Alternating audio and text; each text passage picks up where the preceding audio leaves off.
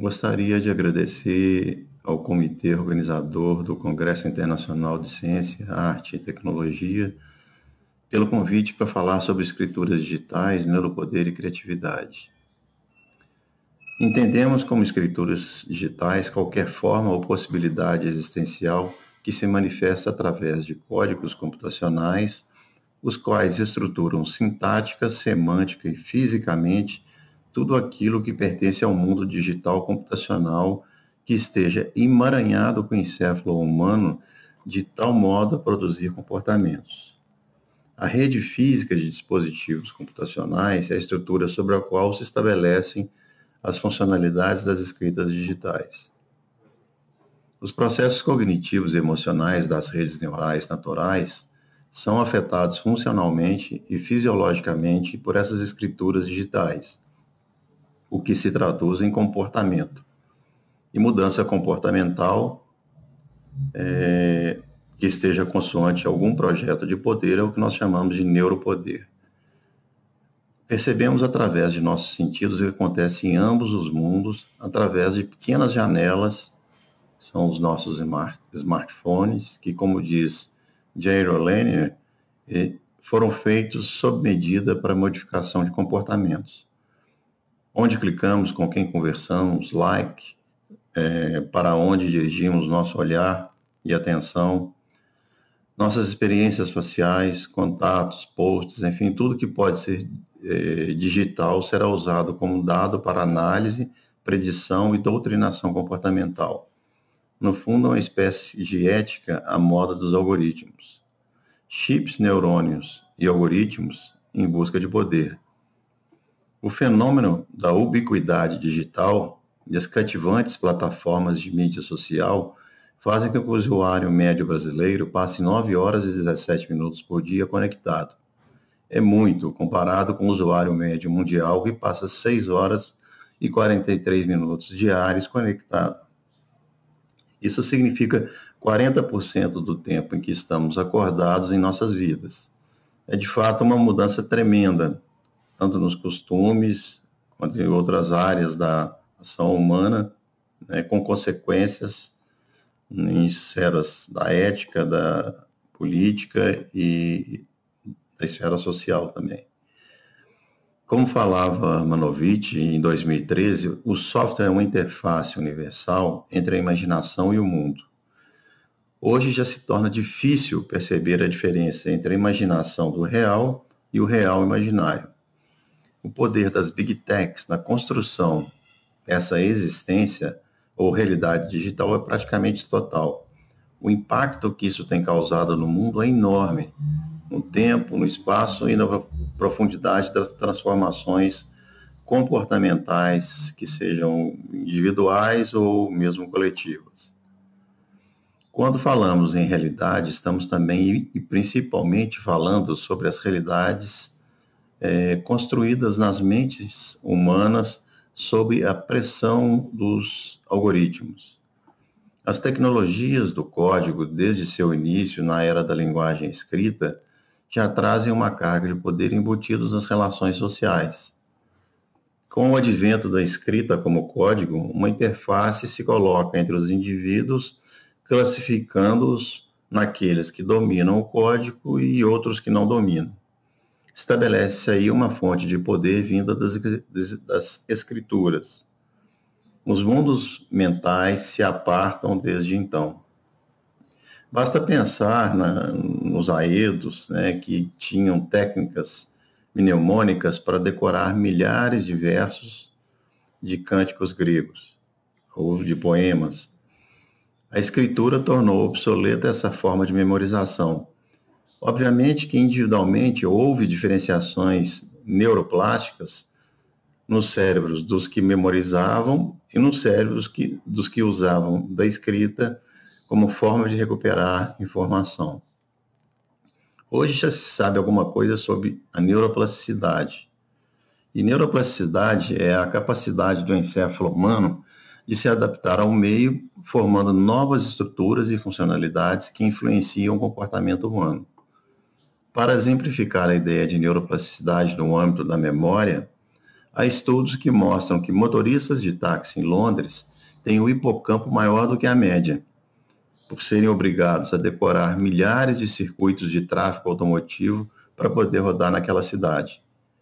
As novas escrituras digitais estão sendo produzidas para mudar mentes, crenças e posicionamentos comportamentais. A multimodalidade de estímulos ou inputs multissensoriais, aliadas ao apelo emotivo, criam condições neurológicas para que determinadas memórias sejam consolidadas e novos comportamentos sejam estabelecidos, e também outras memórias esquecidas. O preparo para a mudança de comportamento inicia-se com a coleta de dados para análise do perfil psicológico dos usuários, principalmente através das redes sociais.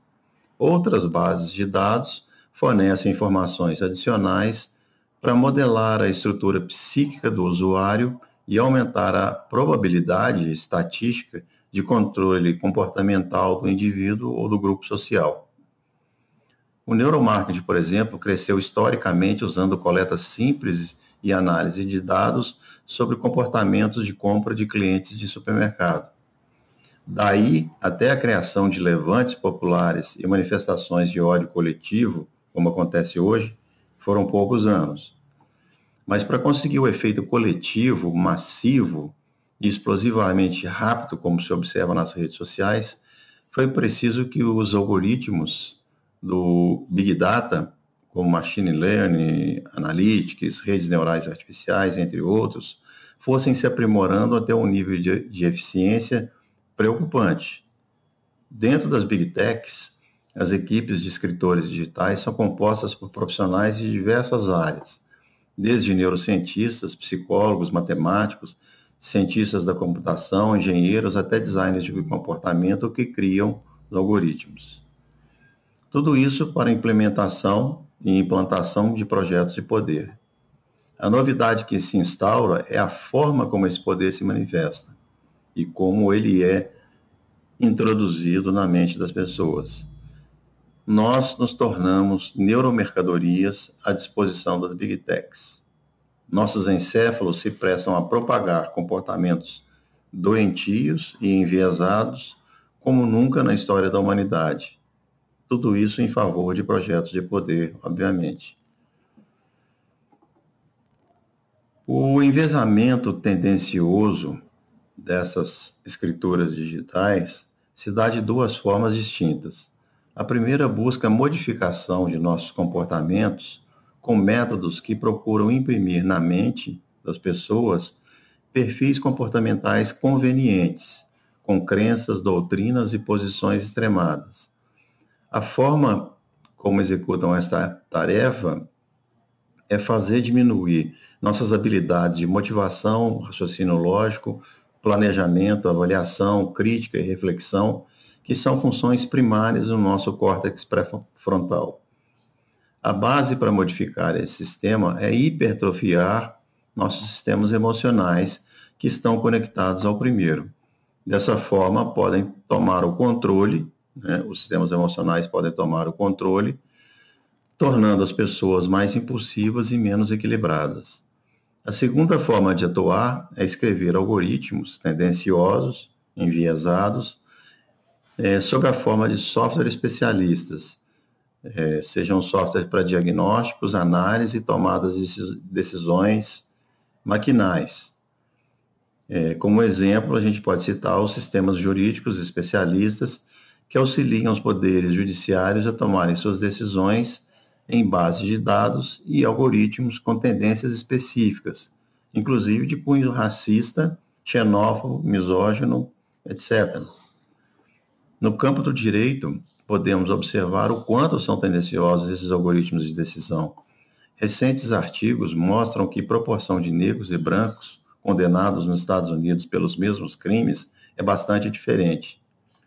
Um artigo na Folha de São Paulo, de 26 de novembro de 2020, relata que especialistas da ONU, eles alertam para o fato dos algoritmos tendenciosos de reconhecimento facial, o fato de que eles podem reforçar o viés racista.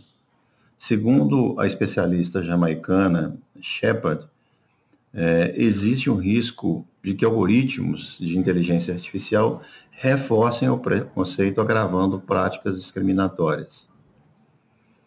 Sob o ponto de vista do design de neuropoder, a influência no comportamento resulta de uso de escritas algorítmicas que lidam com sistemas encefálicos de prazer e recompensa, entre outros tantos. Em todos eles, podemos observar que o tijolo fundamental para a criação de comportamentos é a emoção. Emoção é aquilo que colore nossas vidas, dirige nossa atenção e comanda nossas tomadas de decisão.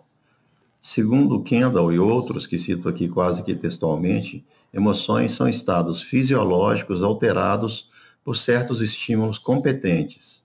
Emoções são respostas comportamentais e cognitivas automáticas, geralmente inconscientes, que são disparados por esses estímulos competentes, seja a presença de objetos, animais ou situações específicas, que podem ser positivamente ou negativamente avaliados. Sentimentos, algo muito confundido com as emoções pelo senso comum, são percepções conscientes das respostas emocionais. Os autores também apontam que estímulos insignificantes, mas que acontecem em conjunto com aqueles que são competentes ou significantes, podem adquirir um significado emocional por aprendizado associativo. Os estímulos competentes enviam informações que controlam glândulas endócrinas, por exemplo, o sistema nervoso autônomo e o sistema músculo-esquelético. Isto altera funções cardiovasculares, nossas expressões faciais e comportamentos de luta, fuga ou congelamento.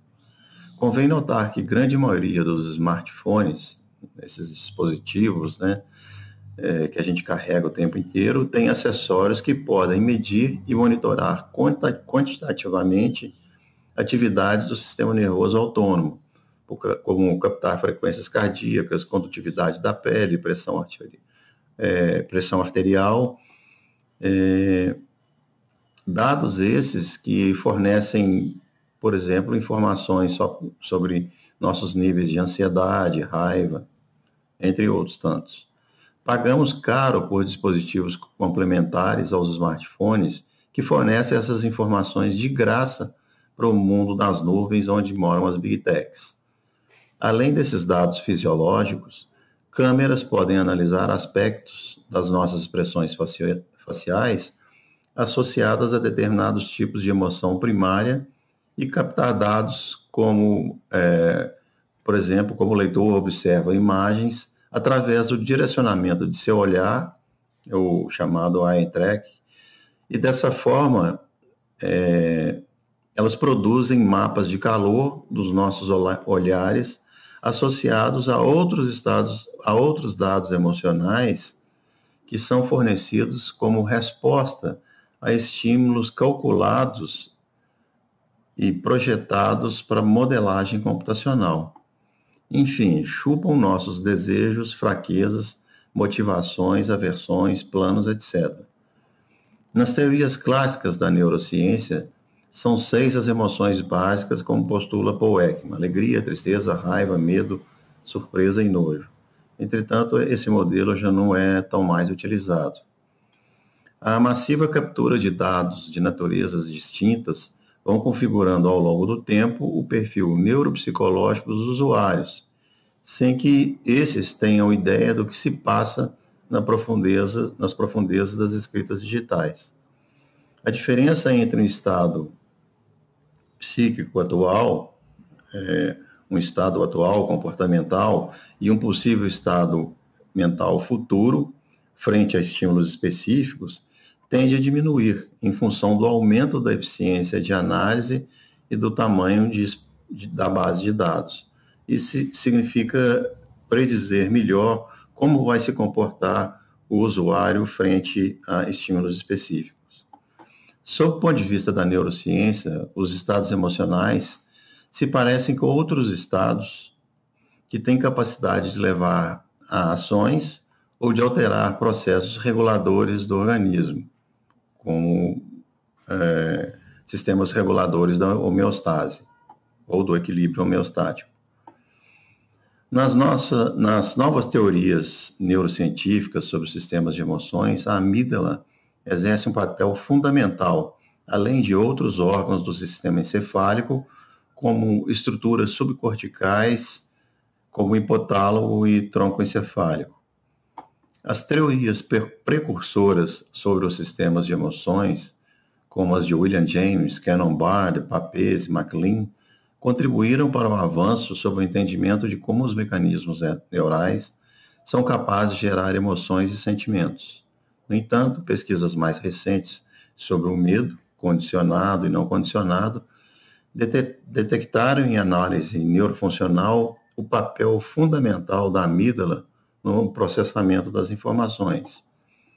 Essas pesquisas mostram que indicadores de perigo podem ser evocados conscientemente quando a amígdala trabalha em colaboração com o hipocampo e outros componentes do lobo temporal medial que estão envolvidos no aprendizado e na memória explícita. A amígdala tem papel importante tanto nas emoções negativas quanto positivas. Ela age nos nossos circuitos de recompensa e punição que são amplamente utilizados pelos designers de comportamento. Outro fator importante que deve ser levado em consideração no mundo do neuropoder é que grande parte dos usuários de redes sociais é composta por adolescentes, cujo pré-frontal ainda não se desenvolveu totalmente. E o pré-frontal é aquela parte do córtex capaz de avaliar, criticar, planejar e, de certa forma, modular as experiências emocionais, tornando, assim, dessa forma, as pessoas menos suscetíveis, né, aos ataques emocionais, ou ao sequestro emocional, como comumente é chamado. Dessa forma, crianças e adolescentes estão mais expostos aos vícios provocados pela dopamina gerada nasquelas pequenas recompensas, né, que são oferecidas pelos aplicativos sociais. No documentário Dilema das Redes, o psicólogo Jonathan Haidt fala sobre o aumento de ansiedade e o grande salto no número de tentativas de suicídio entre adolescentes que coincide com o estouro das redes sociais e com o uso dos smartphones. Mas em que difere o conhecimento sobre o controle comportamental utilizado pelas Big Techs e os conhecimentos da neurociência? O fato é que são metodologias diferentes.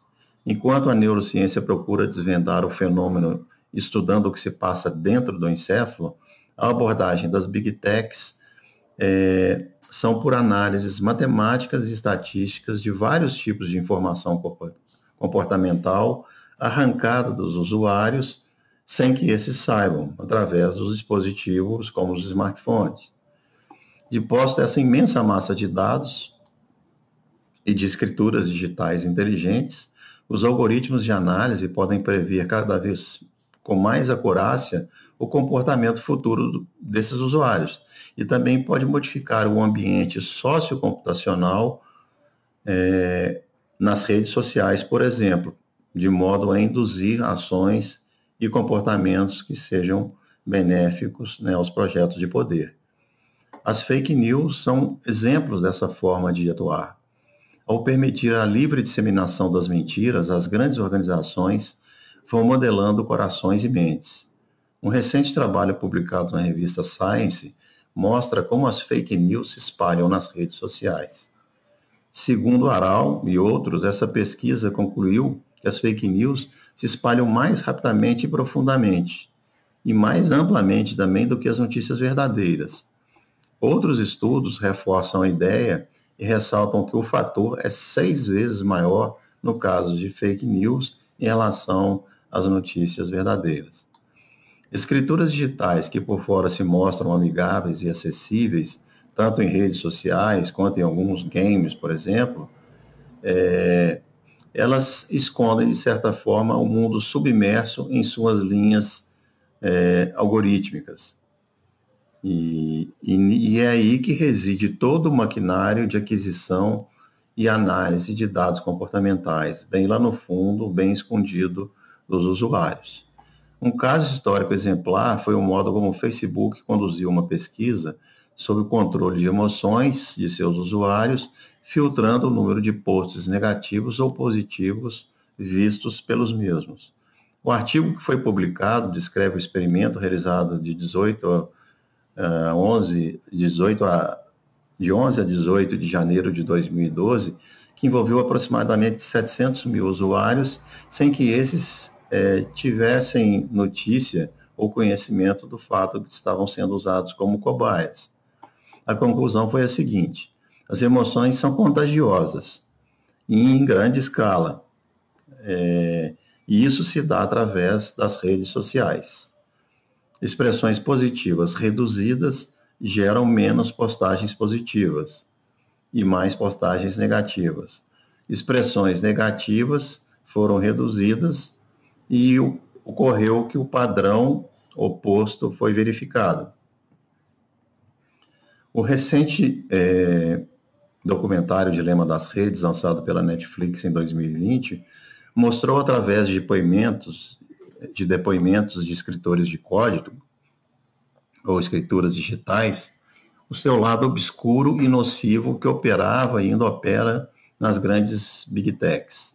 Essas declarações dos intestinos das big techs foram bastante clarificadoras e eloquentes e tornaram patentes o que vários pensadores da área já apontavam. Perguntado sobre os efeitos nocivos das redes sociais que ajudaram a criar, algumas pessoas que ajudaram a escrever esses códigos, elas foram exemplares nas suas observações. E aqui eu vou descrever algumas delas. 1. A ideia de que a Terra é plana foi recomendada por algoritmos centenas de milhões de vezes.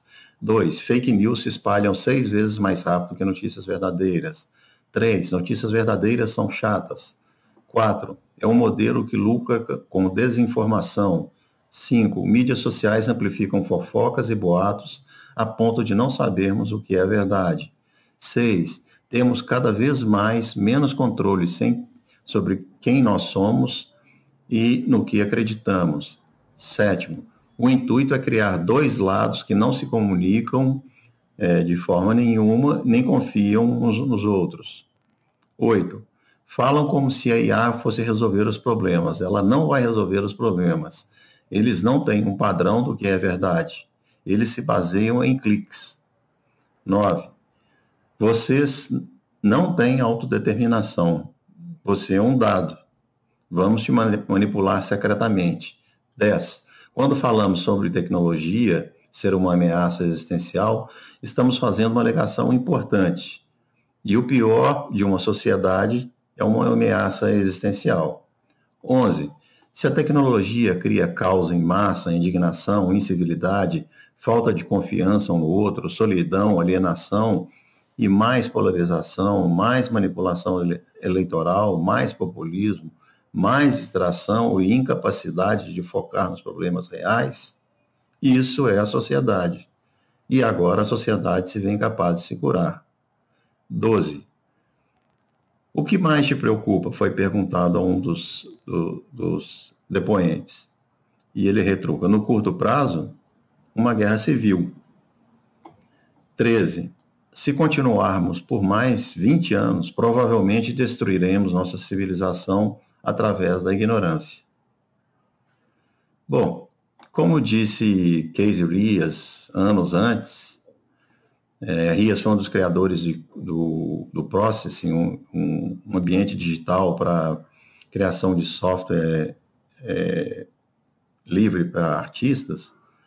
O código serve a 3 propósitos: clarear, obscurecer e ofuscar.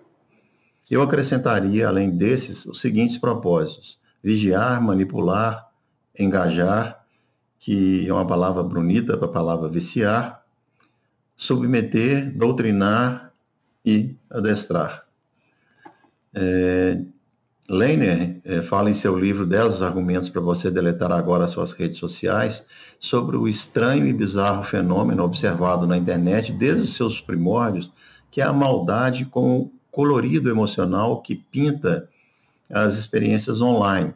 E como as big techs se aproveitaram disso para manipular mentes usando o feedback comportamental negativo.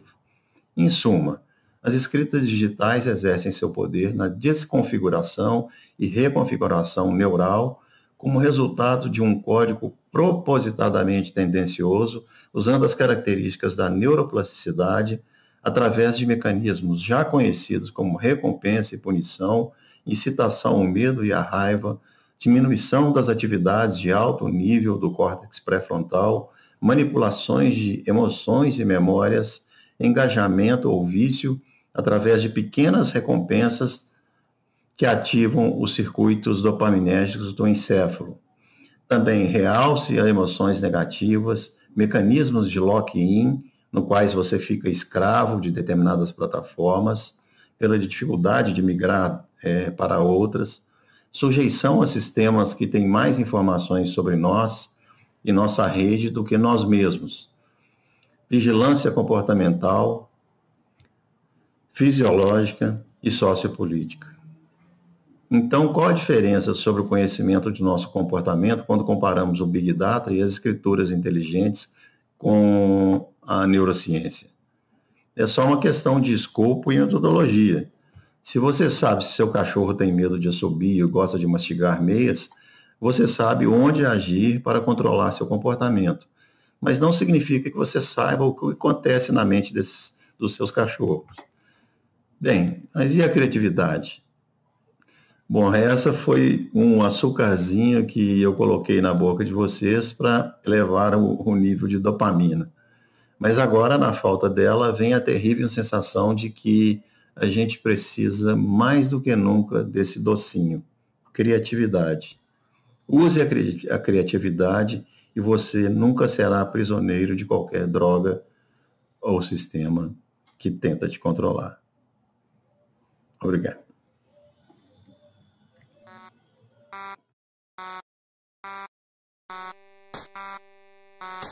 Thank you.